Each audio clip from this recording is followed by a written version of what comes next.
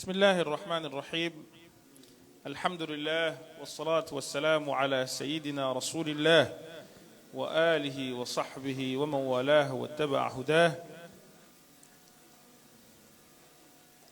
أما بعد يقول المؤلف رحمه الله ونفعنا الله بعلومه في الدارين آمين بسم الله الرحمن الرحيم ولا حول ولا قوة إلا بالله العلي العظيم. Nous avons, il y a un an de cela, demandé à Allah subhanahu wa ta'ala de nous accorder la possibilité longtemps, incha'Allah, de revenir sur une liste ou une longue série de livres que nos maîtres et les maîtres de nos maîtres ont écrits. Et naturellement, on ne pouvait espérer dans ce domaine commencer par mieux que par un des livres de l'imam Cheikh al-Islam Haddad al-Qulub Abdullah ibn Alawi radiyallahu anhu wa ardah. Et alors traditionnellement nous commencions par ou nous lisions auprès de nos maîtres des livres comme الدعوة التامة والتذكر العامة ou encore النصائح الدينية والوصايا الإيمانية ou encore رسالة المذاكرة والمعاونة والمؤازرة et d'autres comme الحكم النفيسة. Nous connaissons de l'imam al-Haddad beaucoup de choses, des fois sans savoir que c'est de lui. Nous avons ainsi son Ratib al-Haddad, mais pas seulement, nous avons des ad'iyah, des invocations comme Ala Yallah binazra et d'autres encore. Il est l'auteur de beaucoup de livres dont 99% sont orientés vers l'éducation spirituelle, ce qu'on appelle Tazkiyatun Nufus. Et lorsque nous lisons l'imam al-Haddad, très rapidement, nous nous rendons compte qu'il est en train de résumer l'œuvre de l'imam Hujjatul Islam Abi Hamid Muhammad ibn Ahmed al-Ghazali al-Toufi, que nous connaissons tous, l'imam al-Ghazali, la preuve de l'islam, Hujjatul Islam. Et al-Haddad, son travail a été aussi et surtout de résumer le travail de l'imam al-Ghazali, de le mettre, j'ai envie de dire, à la portée du plus grand nombre. Et c'est ainsi que quand on lit les deux, eh bien on comprend combien il a été influencé et marqué par l'œuvre de l'imam Abu Hamid al-Ghazali, et surtout combien il a voulu rendre ce travail accessible à tous. Parmi l'œuvre de l'imam al-Ghazali, beaucoup de nos maîtres ont, ou des maîtres de nos maîtres, ont travaillé sur certains livres. Je pense à l'imam, père de l'imam Al-Habib Ahmed ibn Abi Bakr ibn Sumayd, le père d'Al-Habib Omar, qui a par exemple commenté le commentaire de An-Nasa'ih ad-Diniyya qui a écrit la Tuhfatul Labib, commentaire de la Miyat al-Habib, donc al-Habib Abdullah ibn Alawi al-Haddad, et beaucoup d'autres travaux. Et aujourd'hui, nous marchons sur les pas de ces gens-là qui ont donné leur vie à la voie d'Allah subhanahu wa ta'ala. Je disais à un ami tout à l'heure, ou à des amis tout à l'heure, que nous ne nous rendons pas compte de la richesse du travail que ces grands imams ont fourni pour l'entrée ou la pénétration de l'islam dans cette région du monde, l'Afrique de l'Est. Jusqu'au 19e siècle, l'Afrique de l'Est n'était pas, ou en tout cas du côté de la Tanzanie, de l'Ouganda et du Kenya, l'islam n'avait pas gagné les campagnes. C'était l'affaire de quelques personnes dans les villes portuaires. Lorsque les Omanais viennent installer à Zanzibar leur sultanat, faisant de Zanzibar la deuxième capitale ou une capitale équivalente à celle de Masqat à Oman, eh bien, il y a eu beaucoup de savants musulmans qui sont venus des quatre coins de la péninsule arabique, mais également de cette région, qui sont partis s'installer là-bas, et il s'est créé ce que l'on appelle, ou ce que certains ont appelé parmi les historiens de cette époque, al-Asru al-Zahabi, l'époque dorée de l'islam et des sciences islamiques, parce que c'est une époque qui a vu de nombreux savants quitter cette région, Madagascar, Mayotte, Grande Comore, Anjouan, Moélie, pour aller s'installer là-bas et être le fer de lance de la propagation du savoir islamique ainsi que de la transmission de la langue arabe. Beaucoup parmi eux se sont distingués, notamment des gens comme Abu Muhammad Burhan ibn Adam Mukalla, qu'on appelle Burhan Mukalla, mais vous en avez d'autres également, comme des gens, des savants d'Anjouan, des savants d'ici, des savants de Mayotte, de Moélie et de Grande Comore, qui sont partis nombreux s'installer là-bas et qui ont permis de propager le savoir islamique qui a ainsi pu pénétrer les régions les plus reculées. Et c'est par le biais du soufisme, par le biais du tasawwuf, par le biais de ces jalasat, de ces halaqat de zikr, par le biais des mawalid. Il faut oser le dire parce que ce n'est pas par un autre moyen. Ce n'est pas vrai. C'est une période assez récente dont on peut dire avec certitude que sans ces voies-là, l'islam n'aurait jamais été dans ces endroits-là. Donc ce que vous faites maintenant, ce sont des choses qui ont été faites et par lesquelles on a appelé les gens à l'islam.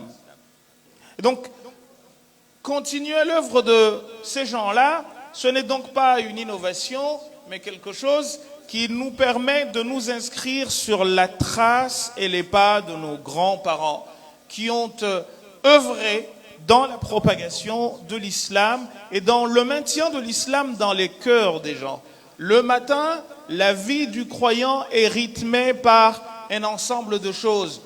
Une autre fois, Inch'Allah, on commencera un autre livre de l'imam al-Ghazali qui s'appelle Bidayatul Hidayah wa A'malul Yawmi wal Layla, qui te permet d'organiser ta vie depuis le lever jusqu'au coucher, depuis que tu quittes le lit jusqu'à ce que tu y reviennes, par des azkar, par des du'as, de manière à ce que ta langue ne soit pas en train de faire autre chose que parler d'Allah subhanahu wa ta'ala lorsque tu n'es pas en train de travailler. Parce que voyez-vous, la langue humaine, je vous ai dit que l'imam al-Zabakhshari, dans son exégèse al-Kashaf, rapporte un propos de Luqman alayhi salam.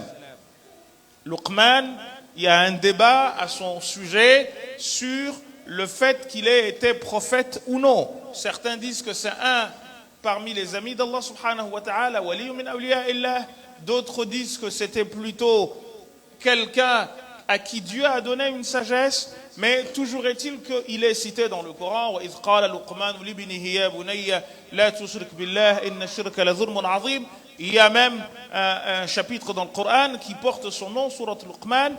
Et ce Luqman, il est rapporté qu'il était, Zamakhshari dit que كان عبدا أسود. C'était un esclave noir, ذو شفتين ضخمتين, qui avait deux grosses lèvres. وهكذا يروي على ما أذكر, et tel que je m'en souviens. Et il dit طلب منه ذات يوم من حكمه, c'est qu'un jour le roi lui a demandé, قال له, il lui a dit, ائتني يا لقمان بأطيب اللحوم, ramène-moi les plus bons morceaux de viande. فأتاه بالقلب واللسان, et il lui est venu avec le cœur et la langue. ثم بعد ذلك, et après cela, طلب منه أن يأتيه بأسوأ اللحوم, il lui a dit ramène-moi les pires morceaux de viande qui soient. فأتاه بالقلب واللسان, et il lui a ramené le cœur et la langue. فقال, il lui a dit ويحك يا لقمان طلبت منك أسوأ اللحوم فإذا بي أراك تأتيني بالقلب واللسان. Je t'ai demandé les pires morceaux qui soient de viande, et je t'ai vu me venir avec le cœur et la langue. ثم بعد ذلك طلبت منك أطيب اللحوم, et je t'ai demandé de me ramener les meilleurs morceaux. فإذا بك تأتيني بنفس الشيء, tu me ramènes la même chose. قال يا ملك, Luqman a dit القلب واللسان.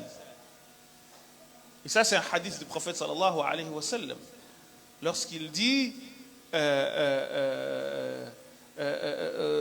comment dire, il n'a fil qalbi mudra, il n'a fil jasadi mudra, il y a dans le corps un morceau de chair. إذا صلحت صلح الجسد كله. Si ce morceau est bon, c'est tout le corps qui est bon. وإذا فسدت فسد الجسد كله. Quand il est mauvais, c'est tout le corps qui est mauvais. ألا وهي إيه؟ القلب, c'est le cœur. أشار إليه ثلاث مرات. C'est le cœur, c'est le cœur, c'est le cœur. Donc Luqman alayhi salam lui dit إذا صلح القلب واللسان فهما أطيب اللحوم.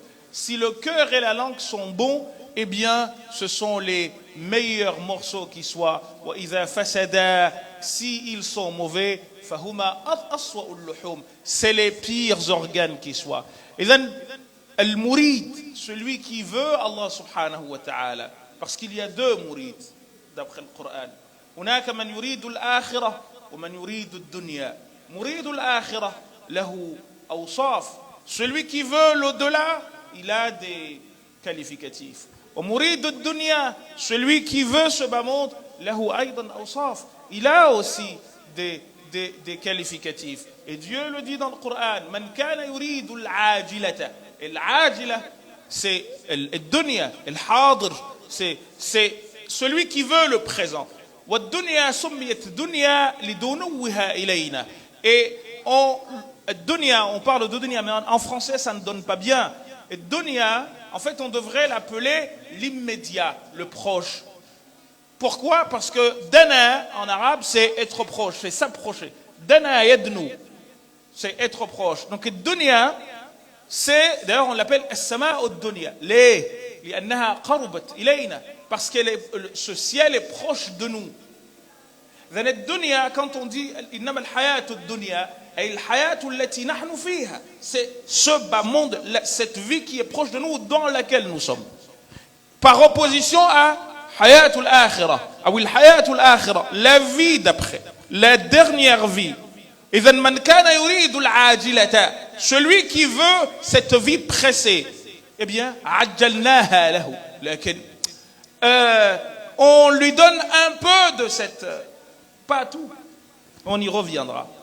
ومن كان يريد الآخرة وسعى لها سعيها, eh bien, et celui qui veut l'au-delà, مريد, أنت مريد, أنت شئت أم أبيت, que tu le veuilles ou non, toi humain tu es مريد, tu veux quelque chose. يا إما أنت مريد الدنيا أو مريد الآخرة, soit tu es un voulant de cette vie, soit tu es un voulant de la vie de là-bas. Eh bien, tout était organisé de manière à ce que, eh bien, tu sois, parce que tu es mouride, quand tu es mouride, tu es forcément en train de parler de l'objet de ce que tu veux. Le mouride, c'est celui qui veut. Et le mouride est toujours en train de dire. Vous savez, quand on aime follement, on est toujours en train de penser ou de parler de la personne que l'on aime. Eh bien, Allah subhanahu wa ta'ala, on a déjà parlé de cela l'année dernière, eh bien, il aime que son serviteur parle de lui. Et d'ailleurs, il le dit, Uzkuruni azkurkum. Parlez de moi et je parlerai de vous. Et là, j'aimerais que vous m'accordiez quelques instants là-dessus. Parce que j'ai eu à expliquer il y a quelques années pourquoi la prière. Il y a peut-être 6 ou 7 ans, ou je ne sais plus, une dizaine d'années derrière nous. Et les gens, certains me disaient, mais Cheikh Mohammed, on n'a jamais compris comment les choses pouvaient se présenter de cette manière. Je leur ai dit, quand Dieu nous dit, Uzkur rabbak, tadarru'an wa khifya, par exemple, ou Kay nadhkuraka kathiran wa nusabbihaka kathira, parler de Dieu longuement et beaucoup. Comment cela fait-il? Wa aqimis salata li dhikri. Donc, dhikrullah.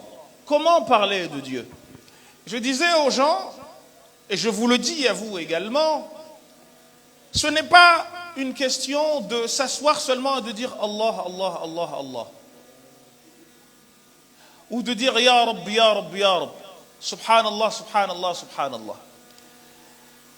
Ce doit être un aboutissement.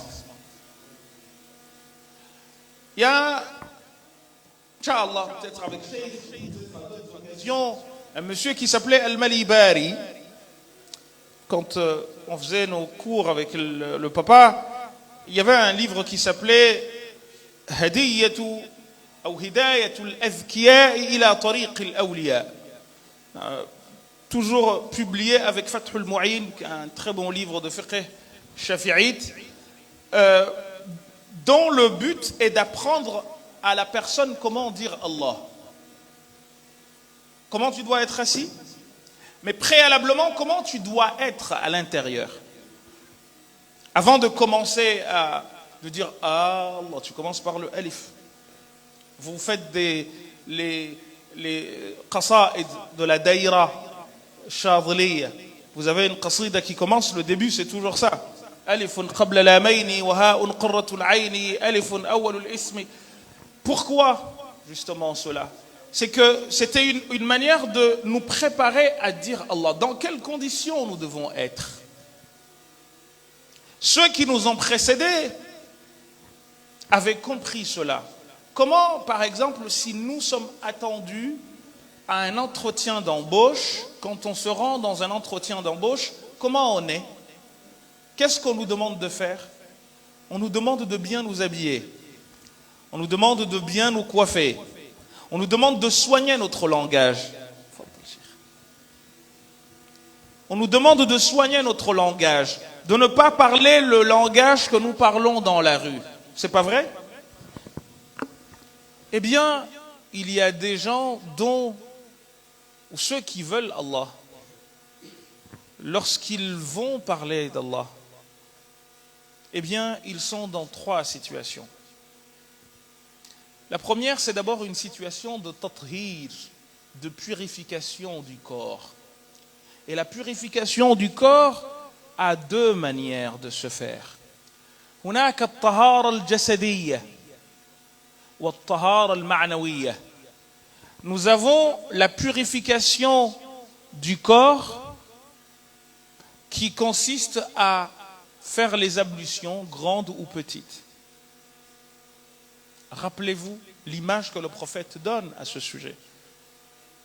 Il en est des 5 prières comme de quelqu'un, il en est de celui qui fait les 5 prières comme de quelqu'un devant la maison de qui coule une rivière dans laquelle il se jette 5 fois par jour.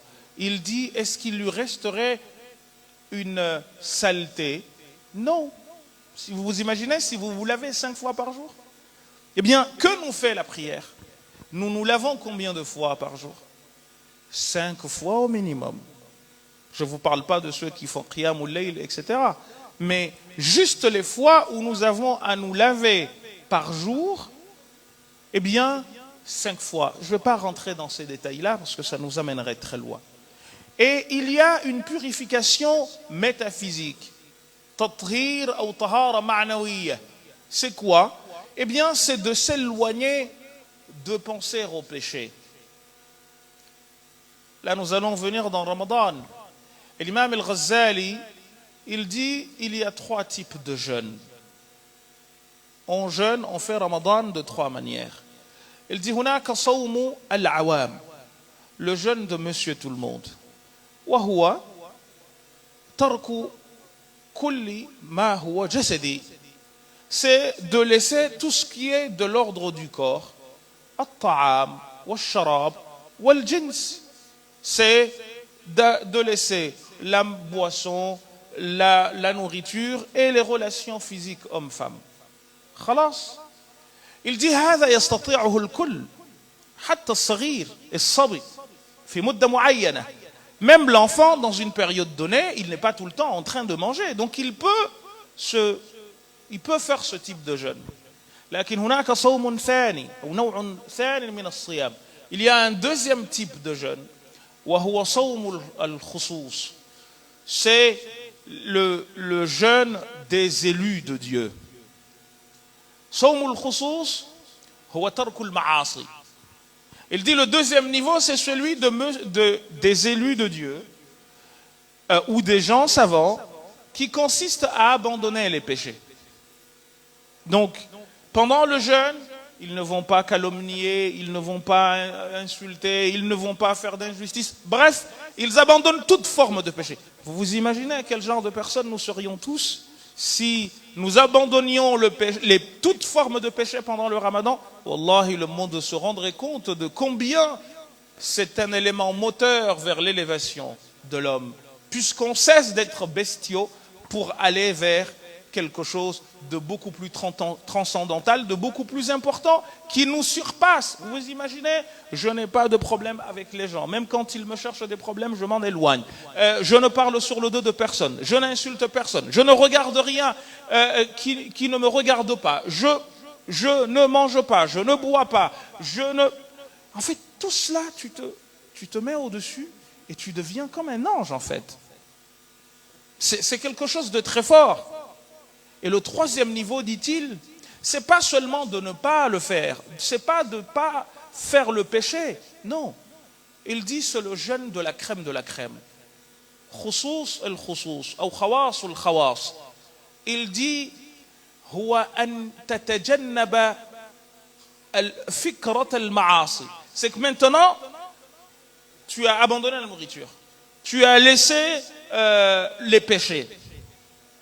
Maintenant, même le fait d'y penser, tu l'as abandonné. Ce que le dua que vous faites également parmi les ad'iyas de l'imam al-Haddad, lorsqu'il dit Allahumma salli wa sallim bis salat al-jami'a ala abdika al-jami'a bil kamalat al-insaniyya, jusqu'à ce que vous finissiez par dire quoi? Salatan yaqirru nuruha fi udhuni fala ta'si. C'est une prière qui va stagner, dont la lumière va stagner dans l'oreille jusqu'à ce que celle-ci ne désobéissent point. Et je vous ai dit à ce sujet que l'imam Abu Hanifa, vous connaissez l'histoire du mariage de sa maman et de son papa, de ses deux parents. Yuqal, on dit que Kana al-Nu'man, donc le père de Abu Hanifa, shaban zata yawmin mashiyan fi at-tariq. Il marchait un jour dans la rue. فأخذه الجوع. Il a été frappé de faim. وجنبه بستان فيه تفاحة وشجرة التفاحة. Il y avait à côté de lui un jardin dans lequel se trouvait un pommier. سقطت تفاحة من الشجرة. Il y a une pomme qui est tombée. Lui, il avait faim, il est rentré dans le jardin, il a pris la pomme, il l'a mangée, sans demander au propriétaire du champ, du jardin, l'autorisation.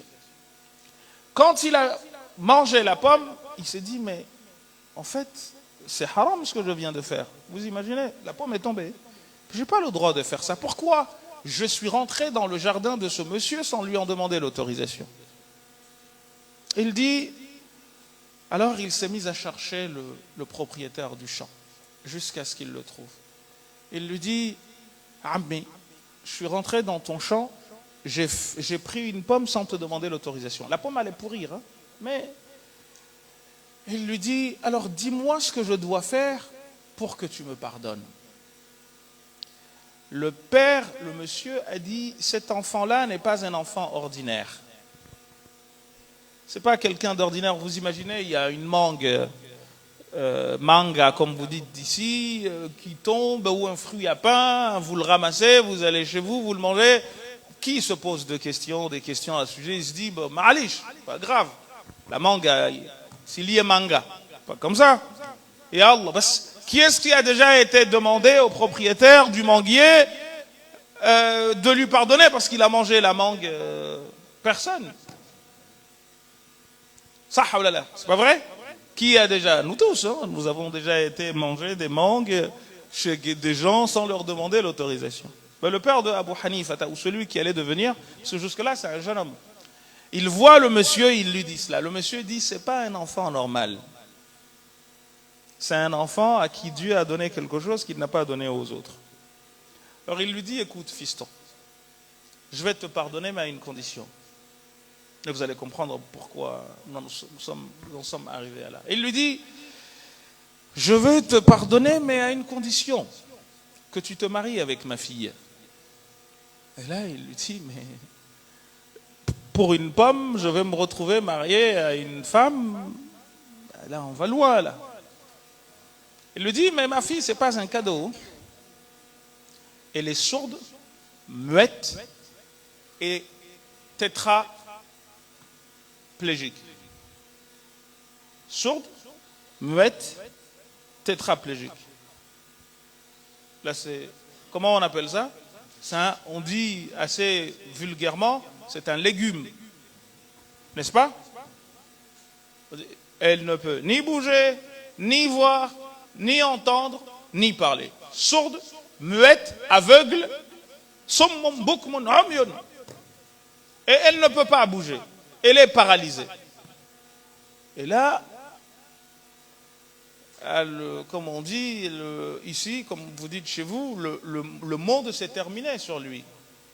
Je mange une pomme, mais en plus, on me marie avec un légume. Sourde, muette, aveugle, tétraplégique, elle n'a rien. Elle dit, Ya Rab, qu'est-ce que je te fais pour me faire cela? Elle lui dit, ok, Allah, bismillah. Si c'est le seul moyen que j'ai pour me faire pardonner, bismillah. Alors ils ont fait le mariage et il est parti, il lui a dit, ta femme est là-bas. Va la voir et demande-lui, je vais demander à qui, elle ne va pas me répondre. Donc il y va, et comme on nous a dit, quand on rentre dans une maison, on dit Assalamu alaikum. Ça, je sais que c'est une sunna que très peu parmi nous font. Alors que déjà, tu rentres dans la maison, tu dis Assalamu alaikum. Femme ou homme que tu sois, tu annonces la couleur de la paix que tu ramènes dans le foyer. Mais nous, on n'en fait rien de tel. Et il entend quelqu'un qui lui dit Wa alaykum assalam. Là, il dit كذب علي هذا الرجل. استفز مني. Il s'est moqué de moi, le monsieur. Dans cette maison, il y a... Parce qu'il s'est dit, mais il y a quelqu'un dans cette maison à part cette femme? Il dit, on m'a dit qu'elle était muette, qu'elle était sourde, qu'elle était aveugle et qu'elle était tétraplégique. Comment elle a pu bouger? La personne lui dit, wa alaykum assalam. Et là, il voit une femme qui la regarde, donc qui n'est ni sourde, ni muette, ni aveugle, ni tétraplégique. Là, il y a quelque chose d'extraordinaire qui se passe. Et là, il lui dit, ton père m'a dit que tu étais sourde, muette, aveugle. Il lui dit, Naam, ma kadhaba alayka walidi.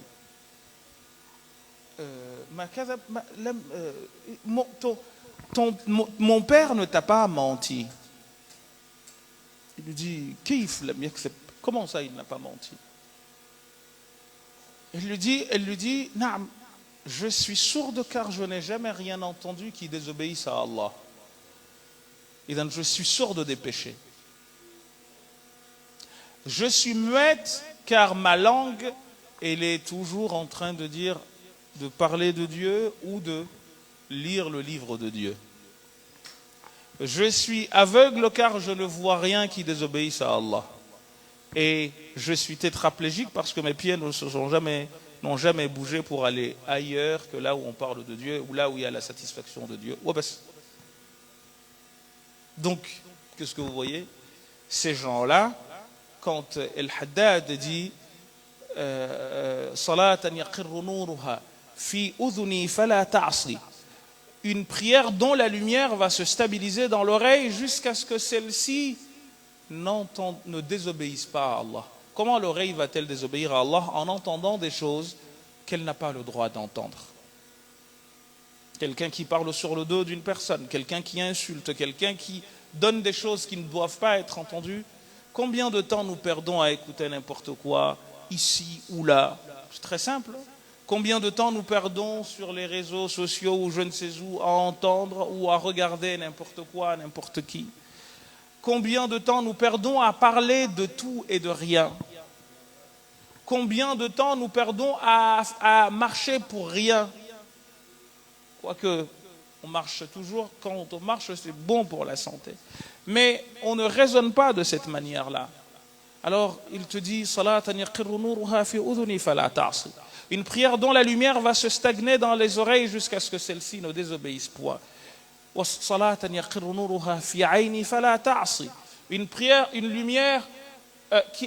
prière sur le prophète dont la lumière va se reposer dans l'œil jusqu'à ce que celui-ci ne désobéisse point. Dans ma main jusqu'à ce que celle-ci ne désobéisse point. Dans les pieds jusqu'à ce que ceux-ci ne désobéissent point à Dieu.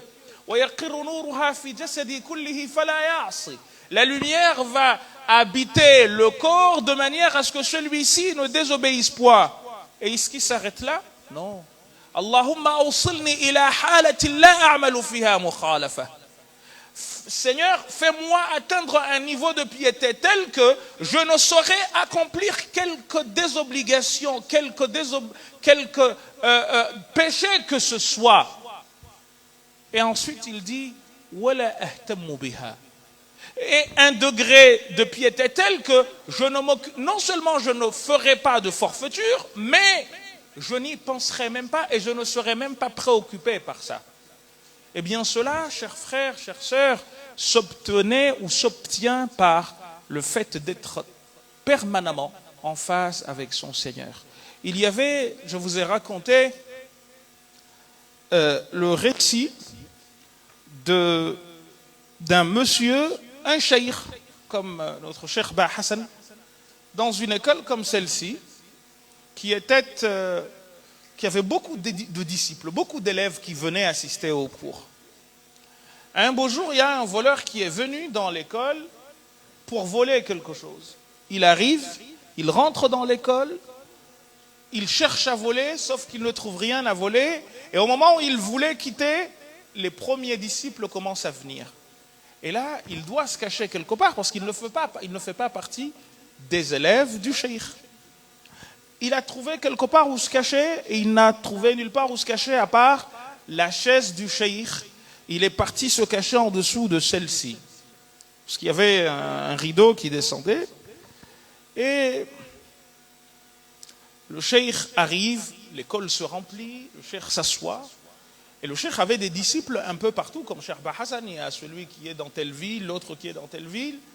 Et on est venu lui annoncer le décès d'un de ses disciples dans une ville. Il dit, il faut que tu nous envoies quelqu'un d'autre pour continuer à nous apprendre la religion, nous rappeler Dieu, etc. Il faut que tu nommes un autre de tes disciples. Et le cheikh, il dit, Ayyuha sayyidu alladhi tahta kursiyi, ô toi le monsieur qui est en dessous de ma chaise, قم واذهب مع هذا الرجل لتمثلني عند هؤلاء. Viens, va, pars avec ce monsieur me représenter là-bas. الرجل أولا يعني خاف لأنه اكتشف, il a été découvert. Donc il pensait qu'il allait s'en prendre plein la figure. Et deuxièmement, on lui dit, il faut que tu ailles, que tu sois imam dans tel endroit. قال أنا لا أحسن شيئا غير اللص. Moi je suis sariqa faqat. Il dit au cheikh, moi je ne maîtrise rien d'autre que le vol. النهب, la spoliation والسرقة. كيف أمثلك? Comment je vais te représenter? قال اذهب ومثلني لكن شريطة ألا تعصي الله. Il dit à condition que tu ne désobéisses point à Dieu. قال يعني قد أختفي من الناس. Je vais me cacher des gens وأفعل ما أريد. Et je ferai ce que je veux. Le cheikh lui a dit oui, mais à condition. Veille que personne ne te voie quand tu fais tes péchés. Il a dit, mais ça c'est facile ça. Que personne me voie. Naam. Il lui a dit, quand tu vas désobéir, désobéis, mais fais en sorte que personne ne te voie. Et là, si on vous dit ça tout de suite, je sais, certains vont dire, ah, subhanallah, il nous encourage à désobéir à Dieu quand on est seul. C'est pas ce que je vous dis. Suivez le récit jusqu'au bout. Et là, la personne accepte. Elle part avec... et il était avec les gens, parlait bien de Dieu, etc. Et il dit au cheikh, mais moi je bois de l'alcool. Avant de partir, il dit, moi je suis alcoolique, j'aime bien boire l'alcool. Il dit, le cheikh lui dit, vas-y, bois, mais à condition que personne ne te voie. Donc il est parti, il était rassuré, il s'est dit, bon, moi je pourrais boire, dès que j'en aurais besoin, je pourrais boire ma petite bouteille, tranquille. Et il est parti. Il a eu envie de boire. Il est parti acheter la bouteille. Et il a cherché l'endroit le plus reculé dans lequel il était sûr que personne ne pouvait le voir. Dans une grotte. Il part avec son verre, il sert un premier verre, il se sert, et au moment où il veut prendre le verre comme ça, il se dit, mais en fait, le cheikh m'a eu.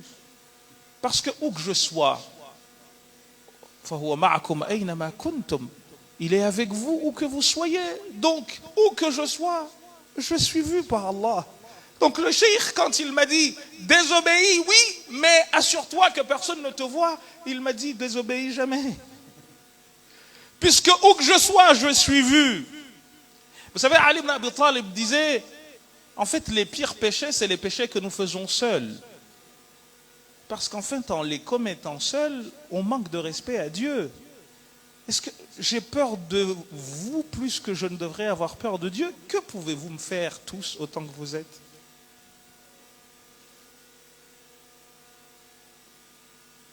Donc il dit, si tu en viens à commettre des péchés parce que tu es seul, c'est que tu ne sais pas qui est Dieu. Et pourtant, tout le temps, tu dis Iyyaka na'budu. Tu ne dis pas Iyyakum na'bud. Iyyaka wahdaka ya Rabbi. Toi seul, oh toi Dieu. Et d'ailleurs, tu dis Iyyaka. Regardez comment le Coran est bien construit. Tu mets d'abord le complément avant. Iyyaka, toi. Et ensuite, tu dis na'budu, j'adore. Donc, tu le mets devant tout. Et après, tu le mets derrière tout en vrai. Et c'est ce que malheureusement nous faisons tous. Donc qui est-ce qui voit Dieu tout le temps?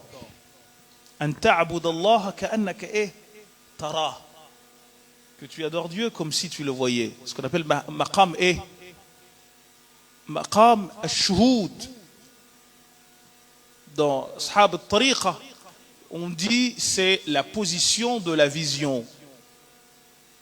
C'est que ana shahid wa ana mashhoud. Je vois et je suis vu. An ta'bud Allah ka'annaka tarah. Lih ya Rasul Allah. Fa in lam takun tarah fa innahu yarak. Parce que si tu ne le vois pas, lui il te voit. Vous vous imaginez, chers amis, que vous voyez les caméras de surveillance, c'est pour attraper qui? C'est pour éviter que s'il y a un problème et que deux personnes C'est pour lutter contre la délinquance, en un mot, qu'on puisse savoir que telle personne a commis tel délit. Mais les caméras de surveillance, le Coran vous en parle il y a 1500 ans. وَمَا يَلْفُظُ مِنْ قَوْلٍ إِلَّا لَدَيْهِ رَقِيبٌ عَتِيدٌ. Quoi que tu dises, quoi que tu fasses, quoi que tu dises, quoi que tu fasses, tout est noté. حتى النفس, même la respiration. Vous vous imaginez? Comment on nous apprend à être concentrés sur ce que nous faisons, sur ce que nous disons? Quoi que tu dises, il y a quelqu'un. On nous apprend depuis petit qu'il y a quelqu'un à droite et à gauche qui note tout ce que tu fais. On te dit quoi? وَلَا تَقْفُ مَا لَيْسَ لَكَ بِهِ عِلْمٍ.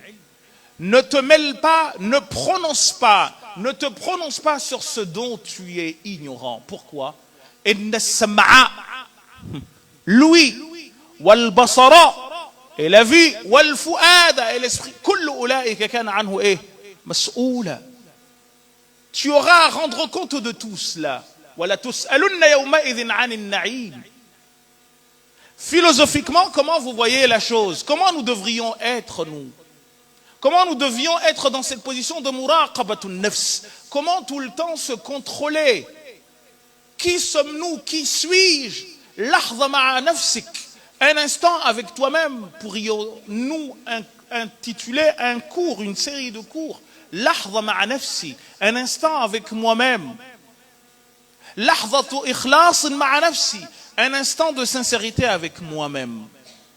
Il y avait un monsieur qui s'appelait Al-Harith Al-Muhasibi. On l'a appelé Al-Muhasibi parce que ça c'est une période de la philosophie, ou plutôt de la philosophie musulmane et de la mystique musulmane. Des gens qui ont commencé à travailler sur eux, à se poser des questions, parce que le prophète nous y invite. Al-Kayyisu man dana nafsahu wa amila lima ba'da al-maut. Hasibu anfusakum qabla an tuhasabu. Jugez-vous avant d'être jugés. Quburuna tubna qabla an wama tubna, disait Ali ibn Abi Talib. Nos tombes sont en train d'être construites alors que nous-mêmes nous ne sommes pas encore repentis. Ya laytana tubina qabla an namut. Et si nous pouvions nous repentir avant de mourir. يعني هذه العقلية, cette manière de voir les choses, هي التي حملت هؤلاء الكبار إلى أن يضعوا لنا تلكم الكتب. Cela, cette manière de voir les choses a conduit ces grands à élaborer des livres pour nous aider à traverser, à passer à gué, comme on dit, le passage à gué, à traverser l'eau.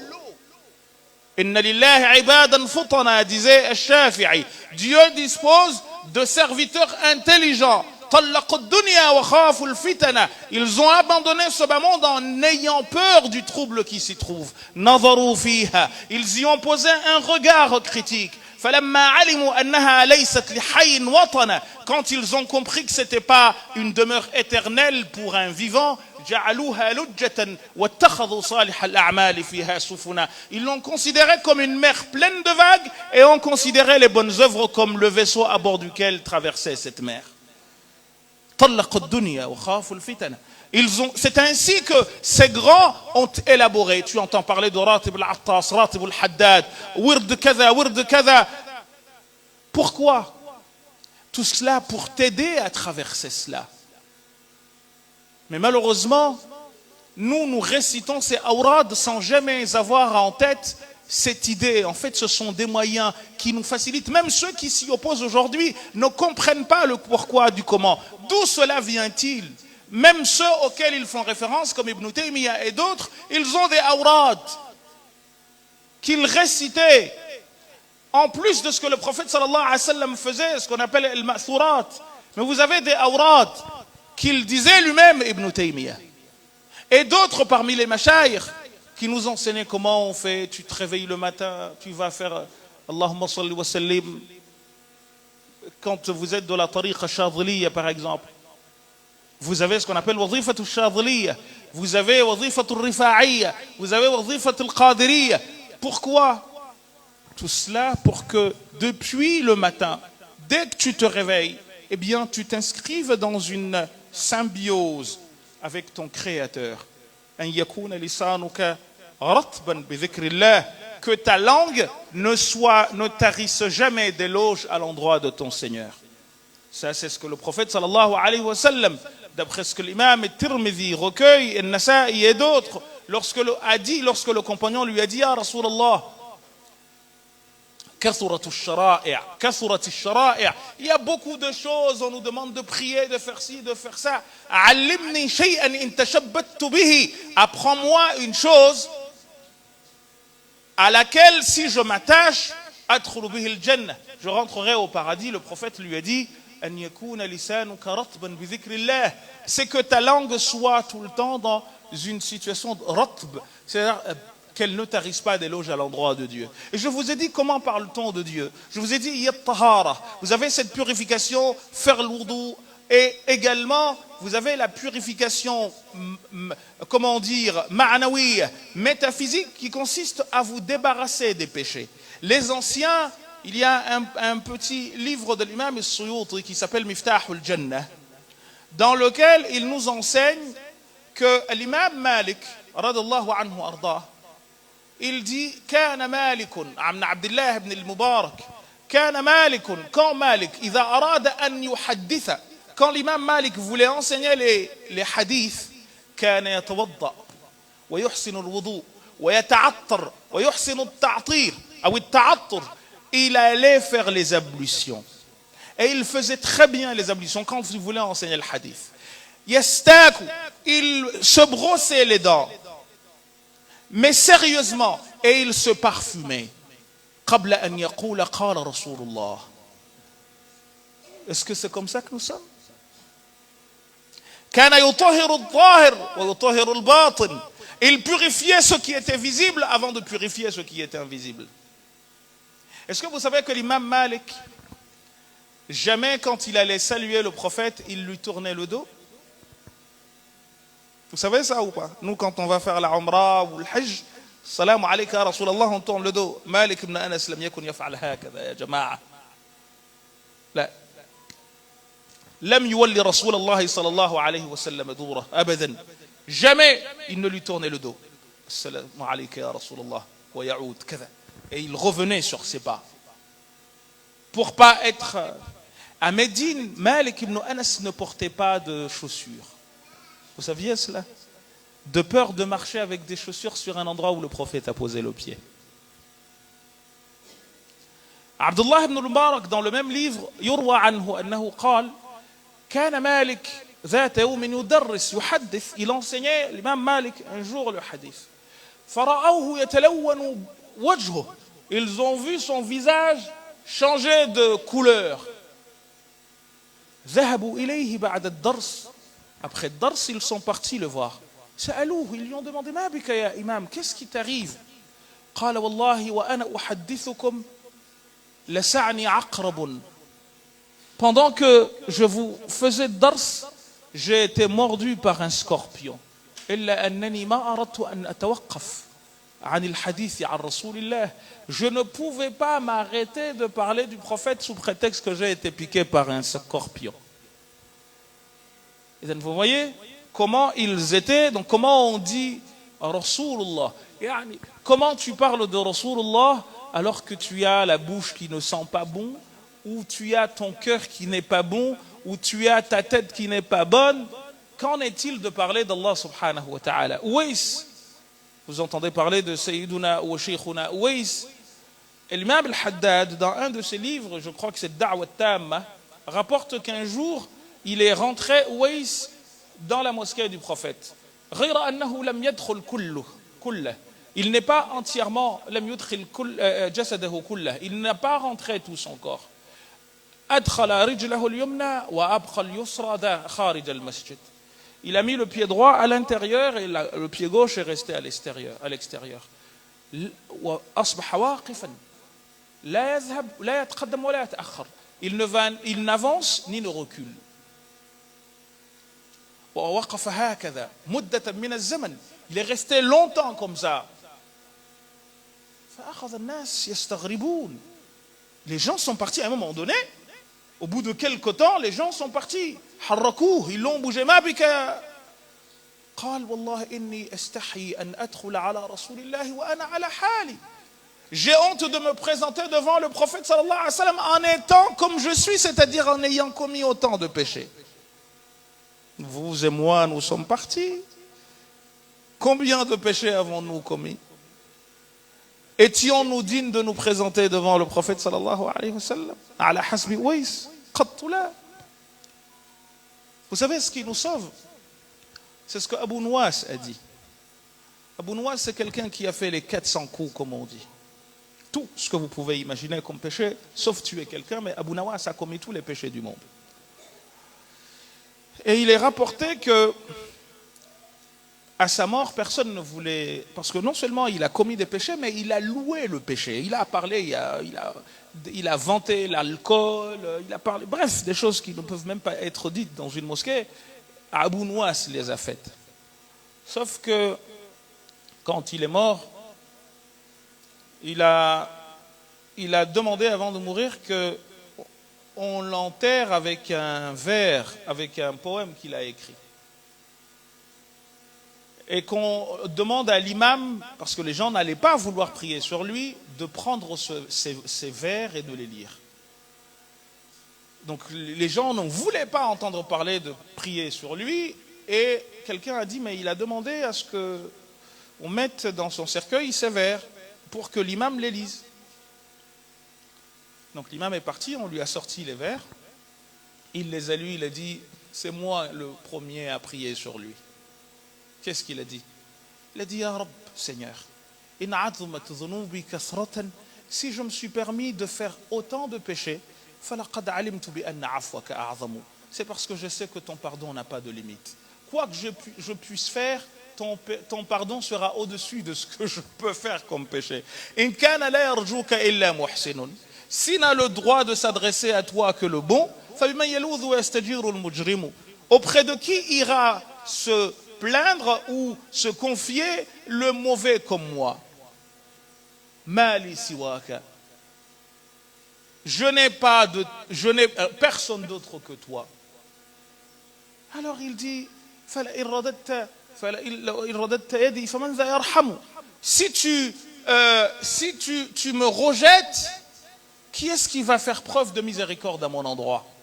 Donc en réalité, c'est ce que nous faisons, et je vous l'ai dit dernièrement, ihsanuna masawi wa sidquna du'awi.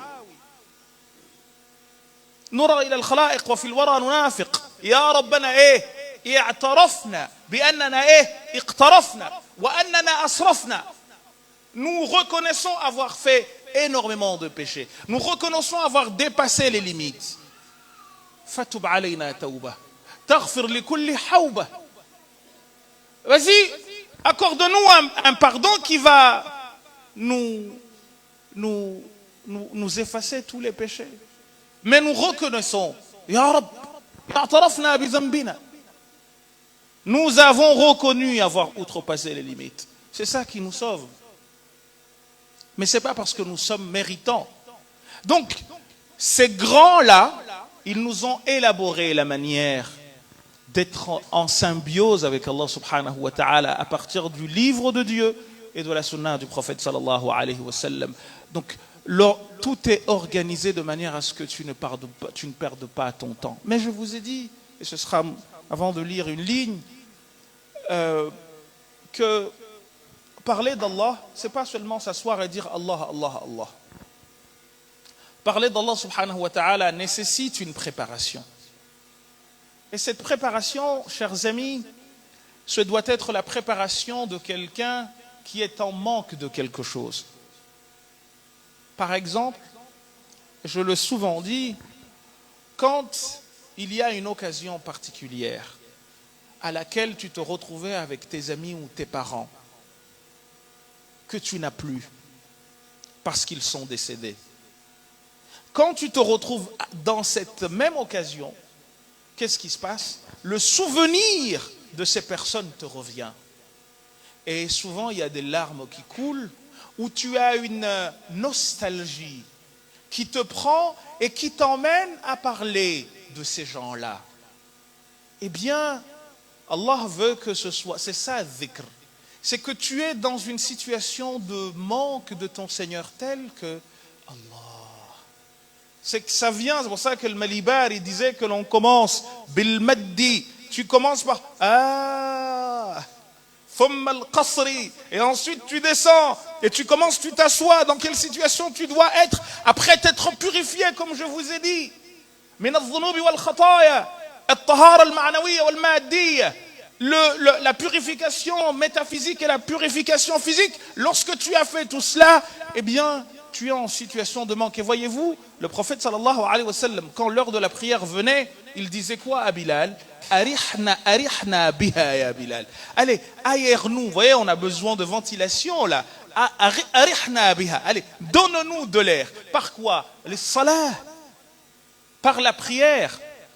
Donc quand Allahu Akbar, il y avait un monsieur qui s'appelait Mohammed ibn Idris, pas Shafi'i, qui, lorsqu'il disait, il rentrait dans la prière, entre le Allah et le Akbar, il pouvait se passer jusqu'à une demi-heure, 1 heure. Pourquoi? Mais à qui vais-je parler? Qui, quand il rentre dans la prière, se pose ça comme question? Je vais me mettre à échanger avec qui?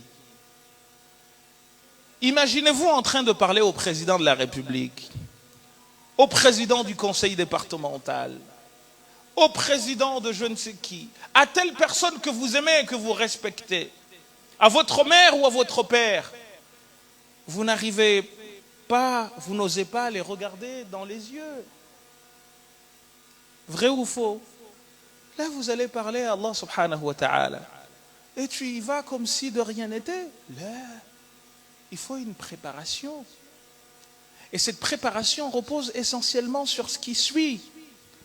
D'abord, tu te rends compte de la grandeur de la personne à laquelle tu vas t'adresser. Allahu Akbar. En fait, en disant ça, Allahu Akbar, en arabe, Akbar, on appelle ça Ism al-Tafdil. Et Ism al-Tafdil, c'est l'équivalent du superlatif en français. Mais quand il y a Tafdil, il y a toujours Tafdil Mufaddal. Il y a une chose que tu considères comme au-dessus d'une autre. Donc tu dis Allahu Akbar min kaza. Dieu est plus grand que telle autre chose. Non. On n'a même pas dit Allahu Akbar min kaza. Li'annahu akbar min kulli shay, fahuwa al-akbar. Il est plus grand que tout, donc il n'y a pas de comparaison et on ne dit pas il est plus grand que la huwa akbar min kulli shay, min kulli ma ta'lam, min kulli ma ta'lam, min kulli ma la ta'lam. Il est plus grand que ce que tu connais et ce que tu ne connais pas. Donc, tu te dis ana amama akbar al-kabair ou al-akabir afwan. Akbar al-akabir, le plus grand des plus grands. Alladhi la yumassal. Celui que tu ne peux pas représenter au sens que la yushabbahu bi shay, tu ne peux pas le comparer à quelque chose. Hunaka akabir, huwa akbarul akabir, il est le plus grand des grands. Huwa mujidul akwan, wa mujidul ashya, wa mujidul ahdath. Il est le plus grand que tout cela parce qu'il est celui qui les a créés. Eh bien, tu vas Allahu Akbar. Vous savez, quand on fait la prière comme ça, en fait, c'est comme si tu disais, j'ai un intermède, j'ai 5 minutes, mon cœur veut que j'aille. Et là, je dis, Allahu Akbar. Et j'oublie ce qui se passe 5 minutes. Et voyez-vous, je m'approche de lui. Plus je m'approche de lui, plus je deviens petit. Parce que je me reconnais petit et c'est pour ça qu'on rapetisse. Regardez la prière, comment elle commence et où elle se termine. Tu rapetisses, tu passes debout, fier, à en bas, la tête sur le sol. Et on te dit, c'est là où tu es le plus proche de ton Seigneur. Pourquoi? Parce que tu te connais petit, devant le plus grand des grands. Tu mets ce que tu as de plus cher, ton visage, tu es bas et tu dis louange au celui qui est plus haut, le plus haut. Subhan Rabbiyal A'la. Ya salam. Regardez comment vous dites. Quand vous êtes dans le ruku', Subhan Rabbiyal Azim. Gloire à celui qui est le grand. Lakin wa anta fil asfal, lorsque tu es en bas, tu dis subhana rabbiyal a'la, li'annahu a'la min kulli shay. Et c'est ainsi que, c'est assez paradoxal, c'est au moment où tu te reconnais petit que Dieu t'élève. Man tawada'a lillahi rafa'a. Celui qui se rend petit, qui se montre modeste à l'endroit de Dieu, eh bien Dieu l'élève. إذن أقرب ما يكون العبد إلى ربه وهو في السجود. La situation dans laquelle on est le plus proche de Dieu, c'est quand on est en situation de prosternation. Eh bien, ces livres-là, chers amis, ce sont des livres qui ont été écrits, planifiés, pour nous mettre sur la voie du mourid. Et c'est pour cette raison qu'il dit Alhamdulillahi, Alhamdu ay alhamdu wa thana, al-shukr wa thana. C'est le remerciement, les remerciements et les louanges qu'on donne à Allah subhanahu wa ta'ala. Et on dit Alhamdulillah, je vous l'ai expliqué la dernière fois, parce que c'est un hadith qui nous dit, même s'il est daïf, kullu amrin dhibal, la yubda bi bismillahir rahmanir rahim, wa fi riwayatin bilhamdulillahi rabbil alamin, fahuwa abtar. C'est toute chose que tu commences sans dire bismillahir rahmanir rahim, eh bien c'est considéré comme un animal lépreux ou un animal qui a été amputé de sa queue. Donc souvent, on réunit les deux. On dit Bismillahir Rahmanir Rahim, Alhamdulillah Rabbil Alamin. Donc Alhamdu huwa shukr wa thana. Louange et remerciement à l'endroit de Allah. Wa Allah huwa ismul jalal, ou lafzul jalal. C'est le nom de la majesté. Alladhi yaqdhifu, qui met, idha sha'a, quand il veut, fi qulubil muridina, al-murid, celui dont je viens de vous parler, dans les cœurs de ceux qui veulent quoi? Al-Muridina. Et là, il l'a mis dans ce qu'on appelle Al-Ma'rifa, c'est-à-dire le connu. Ceux qui vont vers Dieu, ils sont connus. Il ne les a pas cités ici à l'indéfini. Al-Muridina, en disant Al-Murid, يا قارئ أنت من مريد الله سبحانه وتعالى ودار الآخرة. Toi, tu fais partie de ceux qui veulent Dieu.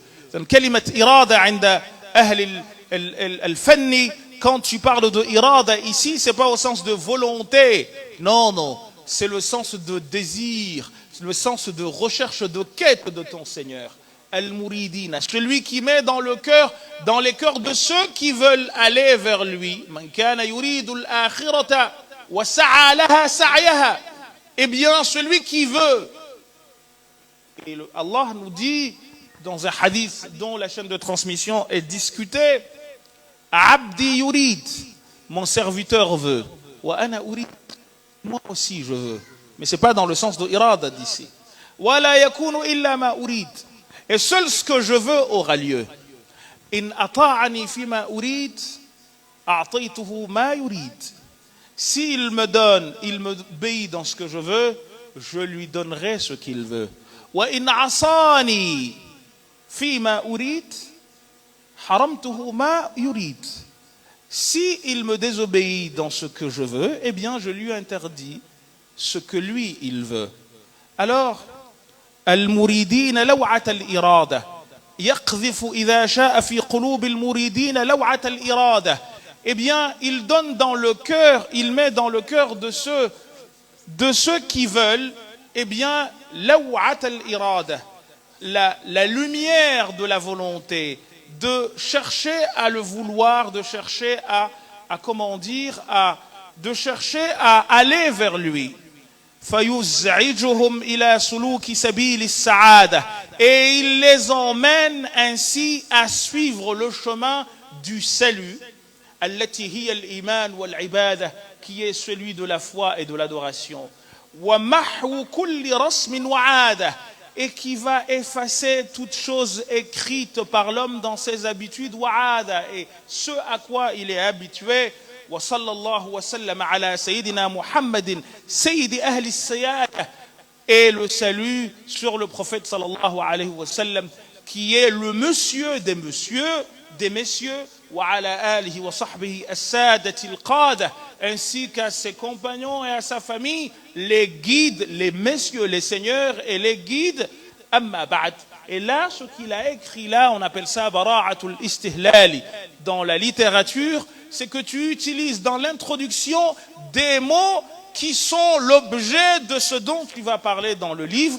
Et en insistant sur le kalimat irada, il est en train de te dire que là, je vous parle de suluk, c'est-à-dire d'un chemin, et le livre s'appelle Adab suluk il-murid. Donc les deux maîtres mots, c'est as-suluk, le fait de marcher. Vous savez, dans Wazifat al-Shadhiliya, vous avez man malaka fasalaka wa man salaka famalak.